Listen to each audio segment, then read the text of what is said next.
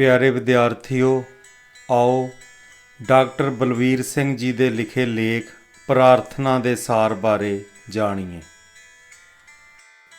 ਪ੍ਰਾਰਥਨਾ ਤੋਂ ਭਾਵ ਹੈ ਅਰਦਾਸ।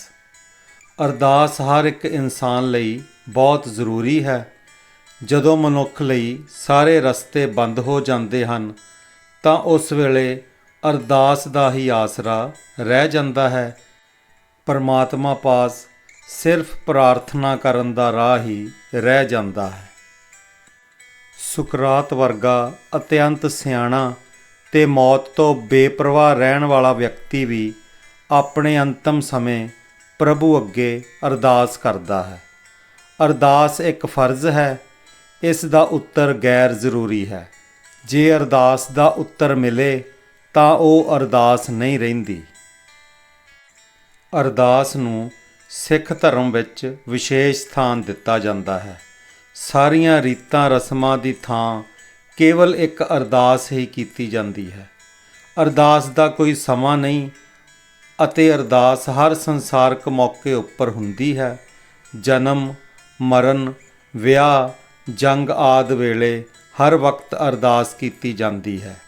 ਭਾਈ ਵੀਰ ਸਿੰਘ ਜੀ ਨੇ ਖਾਲਸਾ ਟਰੈਕਟ ਸੁਸਾਇਟੀ ਵੱਲੋਂ ਪਹਿਲਾ ਟਰੈਕਟ ਪ੍ਰਾਰਥਨਾ ਛਾਪਿਆ। ਇਸ ਵਿੱਚ ਉਹਨਾਂ ਨੇ ਅਰਦਾਸ ਦੀ ਸਿਰਫ ਜ਼ਰੂਰਤ ਬਾਰੇ ਹੀ ਵਰਣਨ ਨਹੀਂ ਕੀਤਾ, ਸਗੋਂ ਸੰਕੇਤ ਦੇ ਤੌਰ 'ਤੇ ਦੱਸਿਆ ਕਿ ਹਰ ਕਾਰਜ ਦਾ ਆਰੰਭ ਹੀ ਅਰਦਾਸ ਤੋਂ ਹੋਣਾ ਚਾਹੀਦਾ ਹੈ। ਸਿੱਖ ਦੀ ਅਰਦਾਸ ਇੱਕ ਬਿਲਕੁਲ ਨਿਰਾਲੀ ਚੀਜ਼ ਹੈ। ਇਹ ਨਿੱਜੀ ਯਾਚਨਾ ਦੀ ਮੰਗ ਕਰਦਿਆਂ ਵੀ ਨਿੱਜ ਤੋਂ ਉੱਪਰ ਹੋ ਜਾਂਦੀ ਹੈ, ਕਿਉਂਕਿ ਇਹ ਖਤਮ ਸਰਬੱਤ ਦੇ ਭਲੇ ਉੱਪਰ ਹੁੰਦੀ ਹੈ। ਸਿੱਖ ਲਈ ਅਰਦਾਸ ਹੀ ਚੜ੍ਹਦੀ ਕਲਾ ਦਾ ਸਾਧਨ ਹੈ। ਇਹ ਛੋਟੇ ਤੋਂ ਵੱਡੇ ਹੋਣ ਦਾ ਸਹਿਜ ਸੁਭਾਅ ਯਤਨ ਹੈ। ਸਿੱਖ ਦੀ ਅਰਦਾਸ ਨੂੰ ਤਦੇ ਹੀ ਸਫਲ ਮੰਨਿਆ ਜਾਂਦਾ ਹੈ ਜੇਕਰ ਉਹ ਨਿੱਜ ਤੋਂ ਉੱਪਰ ਉੱਠ ਕੇ ਸਰਬੱਤ ਦੇ ਭਲੇ ਲਈ ਪ੍ਰਾਰਥਨਾ ਕਰਦਾ ਹੈ। ਅਰਦਾਸ ਕਰਨਾ ਅਸਲ ਵਿੱਚ ਪ੍ਰਭੂ ਨਾਲ ਗੱਲਾਂ ਕਰਨਾ ਜਾਂ ਪ੍ਰਭੂ ਨਾਲ ਸਾਂਝ ਪਾਉਣਾ ਹੀ ਹੈ। ਅਰਦਾਸ ਕਰਨ ਦੇ ਨਾਲ ਛੋਟੇ ਤੋਂ ਵੱਡੇ ਹੋਣ ਦਾ ਅਹਿਸਾਸ ਮੰਨਿਆ ਜਾਂਦਾ ਹੈ, ਕਿਉਂਕਿ ਇਸ ਵਿੱਚ ਸਰਬੱਤ ਦੇ ਭਲੇ ਦੀ ਗੱਲ ਕੀਤੀ ਜਾਂਦੀ ਹੈ। ਸਰਬੱਤ ਦੇ ਭਾਵ ਵਿੱਚ ਲੀਨ ਹੁੰਦਿਆਂ ਸਾਰ ਹੀ ਸਾਡੇ ਸਾਰੇ ਦੁੱਖ ਨੁਕਸ ਆਦਿ ਦੂਰ ਹੋ ਜਾਂਦੇ ਹਨ। ਸਾਡਾ ਨਕਾਰਾਪਨ, ਕਮੀਨਾਪਨ ਆਦਿ ਸਾਰੇ ਹੀ ਨੁਕਸਾਂ ਤੋਂ ਖਹਿੜਾ ਛੁੱਟ ਜਾਂਦਾ ਹੈ। ਮਨੁੱਖ ਇਹਨਾਂ ਸਭ ਤੋਂ ਉੱਪਰ ਉੱਠ ਜਾਂਦਾ ਹੈ। ਮਨੁੱਖ ਇੱਕ ਸਰਬੱਤ ਪੁਰਖ ਹੋ ਕੇ ਚੜ੍ਹਦੀ ਕਲਾ ਵਿੱਚ ਰਹਿਣਾ ਸਿੱਖ ਜਾਂਦਾ ਹੈ। ਇਹ ਸਭ ਅਰਦਾਸ ਦੀ ਹੀ ਕਰਾਮਾਤ ਹੈ। ਮਹਾਰਾਜਾ ਰਣਜੀਤ ਸਿੰਘ ਵਰਗੇ ਬਹਾਦਰ ਵਿਅਕਤੀ ਨੂੰ ਜਦੋਂ ਵੱਡੀਆਂ ਮੁਹਿੰਮਾਂ ਤੇ ਭੀੜਾਂ ਪੈਂਦੀਆਂ ਸਨ ਤਾਂ ਉਹ ਅਕਾਲ ਪੁਰਖ ਅੱਗੇ ਅਰਦਾਸ ਕਰਦੇ ਤੇ ਆਪਣੇ ਕਾਰਜ ਸਿੱਧ ਕਰ ਲੈਂਦੇ ਸਨ। ਇੱਕ ਵਾਰੀ ਇੱਕ ਵੱਡਾ ਸਰਦਾਰ ਜੋ ਪਹਿਲਾਂ ਧਾੜਵੀ ਸੀ, ਬਾਗੀ ਹੋ ਗਿਆ। ਮਹਾਰਾਜੇ ਨੇ ਉਸ ਉੱਪਰ ਜਿੱਤ ਪ੍ਰਾਪਤ ਕਰਕੇ ਉਸ ਨੂੰ ਰੋਹਤਾਸ ਦੇ ਕਿਲ੍ਹੇ ਵਿੱਚ ਕੈਦ ਕਰ ਦਿੱਤਾ। ਕੈਦ ਵਿੱਚ ਪਿਆ ਉਹ ਹਮੇਸ਼ਾ ਪਰਮੇਸ਼ਰ ਅਤੇ ਮਨੁੱਖਾਂ ਨੂੰ ਗਾਲਾਂ ਦਿੰਦਾ ਸੀ। ਸਰਬ ਸੁੱਖਾਂ ਦੀ ਖਾਣ ਪ੍ਰਮਾਤਮਾ ਵਿੱਚ ਉਸ ਅਪਰਾਧੀ ਦਾ ਵਿਸ਼ਵਾਸ ਉੱਡ ਗਿਆ ਸੀ। ਕੈਦਖਾਨੇ ਦੀਆਂ ਡਰਾਉਣੀਆਂ ਕੰਧਾਂ ਉਸ ਨੂੰ ਖਾਣ ਨੂੰ ਪੈਂਦੀਆਂ ਸਨ।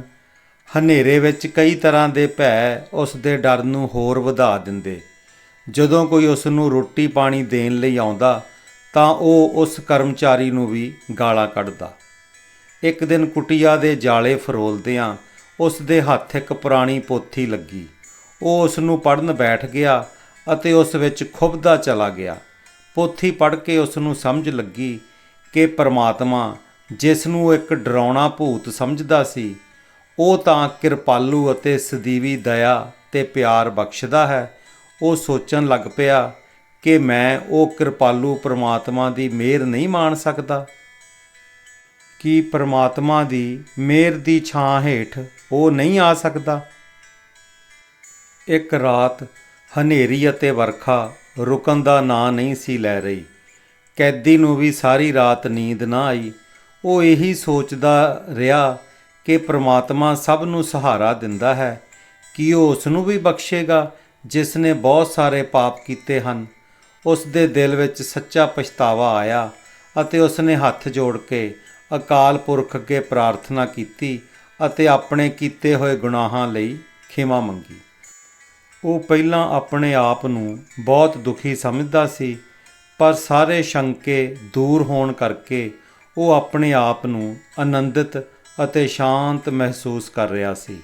ਉਹ ਦਿਨੋਂ ਦਿਨੀ ਪਾਠ ਵਿੱਚ ਵਧੇਰੇ ਪ੍ਰੇਮੀ ਹੋ ਗਿਆ ਅਤੇ ਉਹ ਹਰ ਇੱਕ ਨਾਲ ਪ੍ਰੇਮ ਅਤੇ ਨਿਮਰਤਾ ਸਹਿਤ ਬੋਲਣ ਲੱਗ ਪਿਆ। ਕੁਝ ਦਿਨਾਂ ਮਗਰੋਂ ਮਹਾਰਾਜਾ ਰਣਜੀਤ ਸਿੰਘ ਰੋਹਤਾਸ ਦੇ ਡੇਰੇ ਆਏ।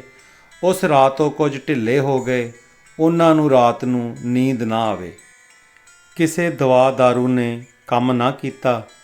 ਅੱਧੀ ਰਾਤ ਨੂੰ ਮਹਾਰਾਜਾ ਸਾਹਿਬ ਨੇ ਅਕਾਲ ਪੁਰਖ ਅੱਗੇ ਅਰਦਾਸ ਕੀਤੀ। ਸਵੇਰੇ ਆਪ ਰਾਜ਼ੀ ਬਾਜੀ ਉੱਠੇ। ਉਹਨਾਂ ਅਕਾਲ ਪੁਰਖ ਦਾ ਧੰਨਵਾਦ ਕਰਨ ਲਈ ਰਾਜਾ ਧਿਆਨ ਸਿੰਘ ਦੀ ਸਲਾਹ ਅਨੁਸਾਰ ਉਸ ਧਾੜਵੀ ਕੈਦੀ ਨੂੰ ਰਿਹਾ ਕਰ ਦਿੱਤਾ।